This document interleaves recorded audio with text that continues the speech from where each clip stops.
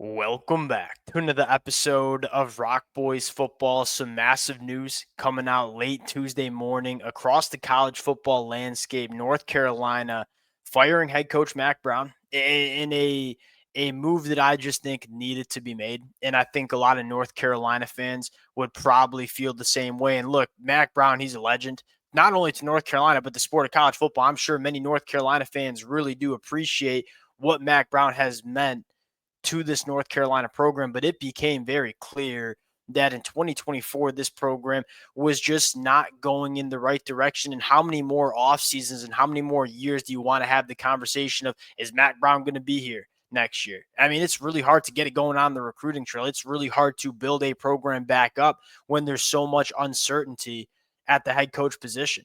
And at the end of the day, this team has underperformed from a talent standpoint. This is a North Carolina team that you look at the talent that they're putting out on the football field, not to mention the quarterback play that they've seen.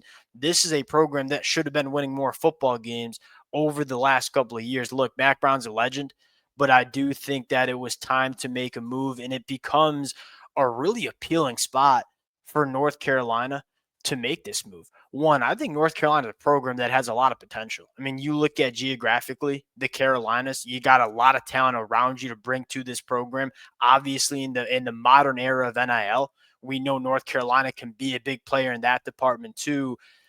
This program to me has a very, very high ceiling. And I think for North Carolina fans, what you're most excited about is, can you get a head coach that can unlock this ceiling? And most notably, you're not really competing with any other programs across the country in terms of hiring a head coach. This might be the most appealing job opening at the head coaching spot that we see all off season long. And so if you're North Carolina, one, I think you got an opportunity to get a head coach in there that really can unlock the potential of this program. I think just as importantly, you ain't really competing with a lot of other programs. I think a lot of people thought Billy Napier would be fired at Florida. It looks like he'll be back in 2025. All of a sudden, this North Carolina job is the premium position in terms of head coaching job openings. Want to get into the conversation of just where they could go in terms of what next head coach can just best unlock this North Carolina program. Now, before we get into it, as always, and specifically to the North Carolina fans, we're going to be tracking this over the next couple of weeks. I'm going to give you guys just kind of off the cuff some names that I think would be intriguing hires to go out and make. Would love to hear from y'all in the comment section. If you guys do enjoy the content, consider subscribing to the channel. Without further ado, let's get into this one, and let's start with, what kind of head coach do you want taking over this North Carolina program? And I think it would start with a young, energetic head coach that can get it done on the recruiting trail.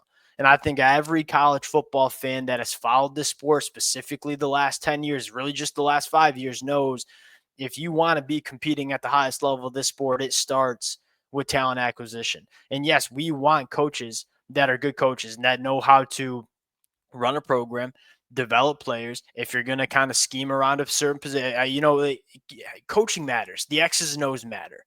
But at the end of the day, if you don't have the dudes on the football field, the Jimmies and Joes, it's really hard to compete at the highest level of the sport. So I think the first conversation you want to have is, what head coach can come in here and not only energize the fan base and the boosters and the donors, but also energize, kids on the high school recruiting trail and in the transfer portal that, hey, North Carolina is a spot where you can come and play at the highest level and be really successful. I think it starts with picking a head coach that can kind of breathe some energy into this North Carolina program. Now, there's a couple of different routes you could go. You could go with kind of a retread head coach that is looking to kind of take another crack at it. And there's a few options out there that I think would be appealing. In my opinion, I would go the route that we just saw Oregon go over the last couple of years with Dan Lanning, Arizona State with Kenny Dillingham. Go get a young coach that's either a head coach at the group of five level or a young coordinator at a power four school, and go bring him in here. And you look at the success Kenny Dillingham had. You look at the success Dan Lanning had. Those are the coaches that seem to be really putting it together in this modern era of college football. Now, starting with a couple G5 coaches that I think would be really interesting. I think Alex Golish at USF doing a great job with that program. That is a USF program that has been very, very bad over the last couple of years. His first year, he turns around this team. They go 7-6. Even this year, with losing their starting quarterback who was very, very good for them in Byron Brown, still 7 wins. I mean, this is a coach in Alex Golish that, one, I think could have a ton of success at North Carolina because, one, I think he can bring guys in. He's worked under a guy like Josh Heupel. He knows how to run an offense. He knows how to put points up on the board. But at age 40, I think giving him access to a little bit more talent, I think he could do wonderful things at North Carolina. I think another one that I think would be appealing is Jamie Chadwell. And I think that there's a couple of different conversations here. One, a lot of experience in the Carolinas, which I think matters. If you're North Carolina, you want to bring in a head coach that's going to be able to tap into the talent in the Carolinas. We all know there's a lot of dang good football players across those states. You want a lot of those players playing their football at North Carolina. And Jamie Chadwell has built a lot of relationships with high school coaches and players and programs in the state of the Carolinas. And so you bring in a guy like Jamie Chadwell, I think you can really develop a strong pipeline from the state of Carolina. And I think, secondly, Jamie Chadwell's been just a winner. I mean, did a great job at Coastal Carolina, did a great job at Liberty. Now, the one concern you have with Jamie Chadwell potentially is he is underperforming this year at Liberty. I mean, this is a team that should be undefeated. They're 8-2. They haven't really looked the part we all thought they would be. If you can kind of figure out, and I'm not the best person to give you the answer, I don't watch a ton of Liberty football. If you can kind of figure out what went wrong there and kind of address that and be comfortable with, hey, this was a down year, what happened, and understand that, I think Jamie Chadwell would be a really, really interesting one. And I think the last, G5 head coach that's been really good is John Summer. I think I should not call him a kid.